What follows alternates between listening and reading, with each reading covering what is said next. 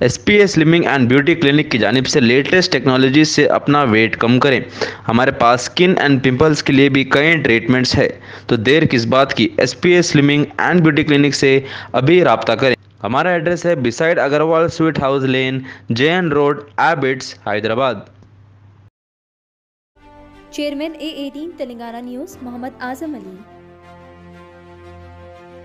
रियासत आंध्र प्रदेश के नादिगामा कस्बे से ताल्लुक़ रखने वाले 4 महीने के मासूम शीरख्वार बच्चे ने एक शानदार कारनामा अंजाम देते हुए एक ऐसा बेहतरीन आलमी रिकॉर्ड कायम कर दिया है जिससे हर कोई हैरान है।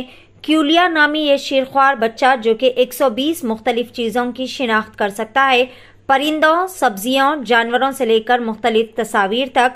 क्यूलिया की मां हेमा ने अपने बच्चे की खास सलाहियतों को देखा और इसे दुनिया के साथ शेयर करने का फैसला किया। खानदान ने क्यूलिया की सलाहियतों को जाहिर करने वाली एक वीडियो रिकॉर्ड की और इसे नोबल वर्ल्ड रिकॉर्ड में भेज दिया।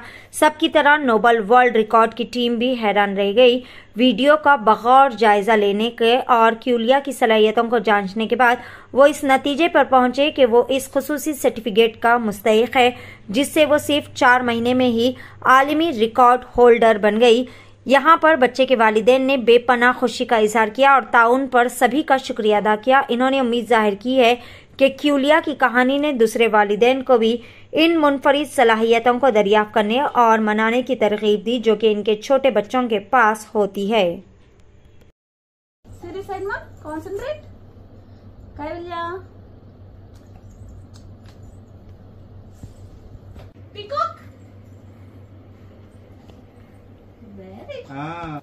కైవల్య అది పట్టుకున్నావా? ఏం పట్టుకున్నావు? ఇటు చూడు. హాయ్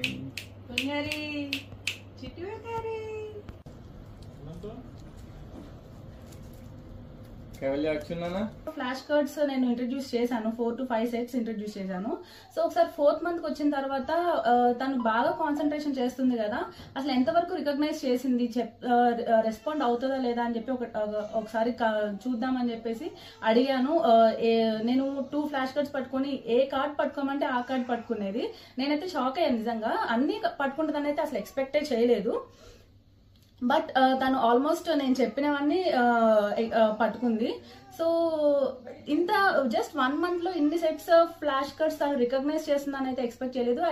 సో రికార్డ్స్ అప్లై చేస్తే బెటర్ కదా అనిపించింది.